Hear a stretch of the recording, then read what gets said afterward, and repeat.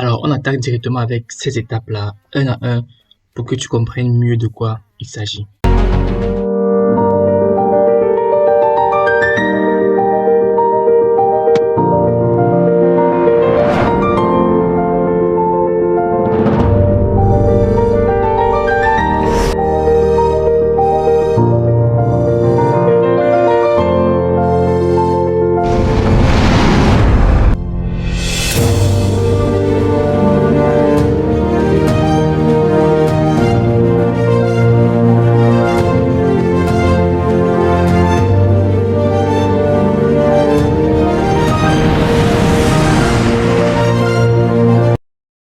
Isoler le prix pour comprendre le contexte et le stade du marché.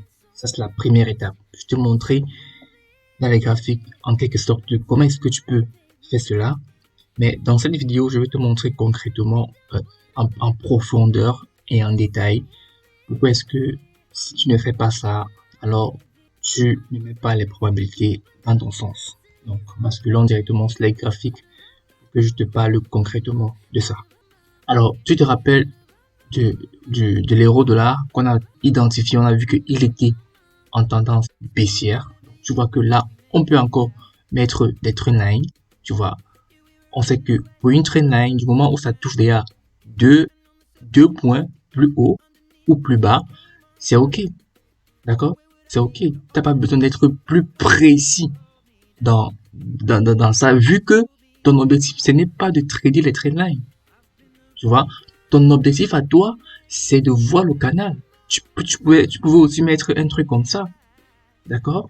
Du moment où ça touche ici, c'est ok, c'est correct. D'accord? Tu peux aussi mettre ça, la tendance haussière. Du moment où ça touche 2 points, c'est ok. Tu vois? La trendline est bien tracée. Mais il ne faut pas justement arriver et mettre des trendlines sur ton graphique de n'importe comment. Tu peux encore venir mettre un comme ça. Je peux encore venir mettre un comme ça. Tu vois, tout ça est correct. Tout ça est correct. Mais le but, ce n'est pas de passer ton temps à tracer des trendlines, à tracer des canaux, à encadrer le prix. C'est pas ça le but. D'accord? Le but, c'est pas ça. Toi, ton but, quand tu dézoomes, ok, là, à vue d'œil, je vois qu'on a des hauts de plus en plus bas, des bas de plus en plus bas terminés. Donc, là, je fais ça. Tu vois? Et là, je fais ça. Tu vois, du moment où ça touche 2 points, c'est ok. Tu sais que là, tu as une tendance de fond baissière. Tu bascules sur la H1 et tu vas te rendre compte que dans la H1, c'est important. Pourquoi? Parce que dans la H1, tu peux avoir des micro tendances. Tu vois, par exemple, ici, on voit que le marché est en consolidation. Mais quand toi, tu sais que tu es dans une consolidation, dans une tendance de fond baissière, toi, tu aimerais vendre la cassure de la tendance, pas la hausse. Donc, par exemple, là, on va te dire que, clairement, que le prix était en tendance, était en consolidation, autant pour moi ici, tu vois. Mais toi, ton but, puisque tu sais que tu as une tendance de fond baissière, toi, tu aimerais plutôt vendre la cassure. Voire, je vais même dire la cassure était de la consolidation si, en H1, pas d'acheter. Tu sais que en vendant la cassure d'une tendance de fond baissier, tu as plus de chances de gagner que d'acheter la cassure par le haut. Regarde par exemple ici, le prix a cassé, mais le prix n'est pas clairement monté. Pour quelques pistes, mais le prix a chuté. Donc, quand tu as une vision à long terme de la tendance de fond, tu as un avantage. Et tu vas essayer de privilégier justement des trades dans le sens de la tendance là. Par exemple, encore ici, on a des micro-tendances. Tu es pas obligé de tracer, ici, on peut voir que là, on a un canal haussière. Quand tu traces ce canal haussier, dis-toi que c'est juste un retracement, c'est juste un mouvement de retracement dans une tendance de fond qui est baissière. Une tendance baissière ne chute pas seulement. Il y a des impulsions, des retracements, impulsions à la baisse, retracement, impulsion, correction, ainsi de suite. Et dis-toi que quand tu mets un canal en H1 comme ça, c'est juste pour te montrer que, ok, ça là c'est un mouvement de retracement. Et toi, tout ce que tu veux, c'est attraper les 20 pips, les 30 pips ici en intraday et tu quittes. D'accord? Ici encore, on peut avoir un canal de fond baissière et ça, c'est le mouvement que toi, tu dois maximiser sur ça. Tu vois, ça, c'est le mouvement que tu dois maximiser. Et justement, moi, je te demande pas de mettre des trendlines dans ton graphique comme ça pour trader. Non, c'est juste pour te donner une aperçu. Une fois que tu as déjà tracé la tendance de fond baissier, c'est OK. Je vais te montrer dans la vidéo suivante les zones de valeur que tu dois attaquer parce que très souvent, tu n'as même pas besoin de cette trendline. Parce que la trendline, je te pose la question, la trendline ne correspond à aucun prix. Avec des zones de valeur, on sait au moins que, OK, c'est sur une zone de prix. Donc, les banques, ils aiment acheter là où c'est moins cher. Ils aiment acheter là où c'est discount. Et ils aiment vendre là où c'est très cher, là où le prix est premium. Donc, toi, quand tu encadres le prix avec des canaux, tu as déjà une vision à long terme, tu vois, et tu vas simplement te servir maintenant de tes zones de valeur pour prendre des positions. Par exemple, ici, tu as identifié ça, c'est un canal, et ce que tu vas faire, c'est que tu vas vendre. Ok, quand tu vends ici, tu sais que d'abord que ta tendance de fond, elle est baissière.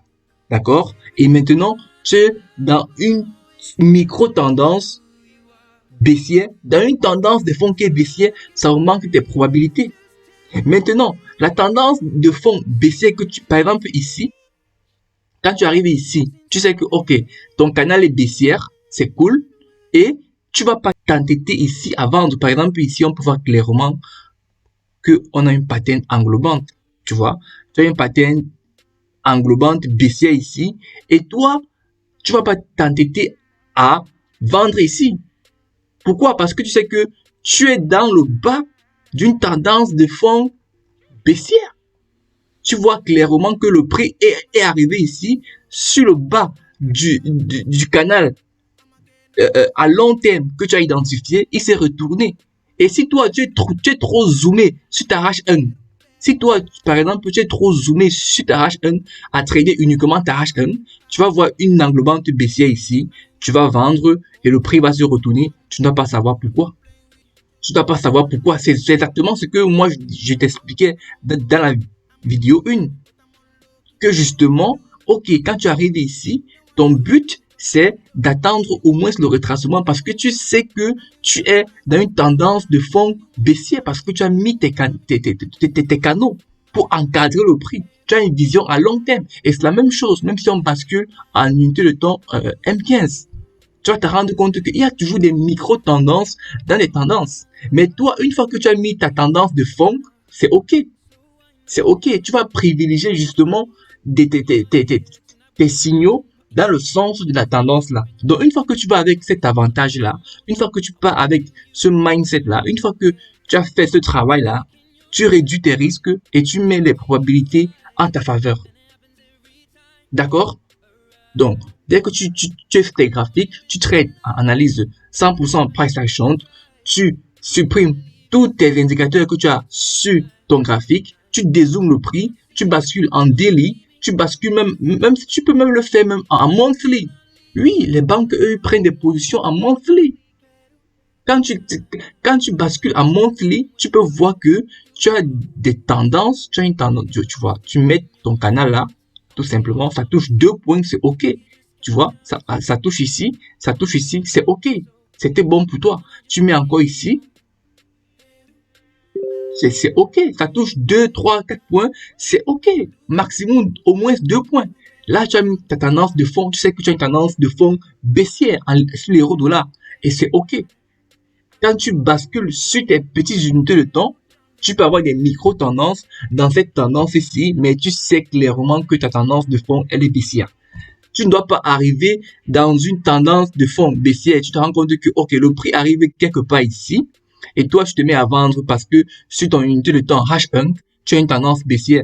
Dis-toi que si tu te mets ici à vendre, mais il y a de fortes chances que tu prennes une perte. Et si tu n'as pas fait ce travail-ci avant, tu ne peux pas voir que tu es dans le bas d'un canal de fond baissier. OK? Donc, c'est important pour toi de faire ce travail-là.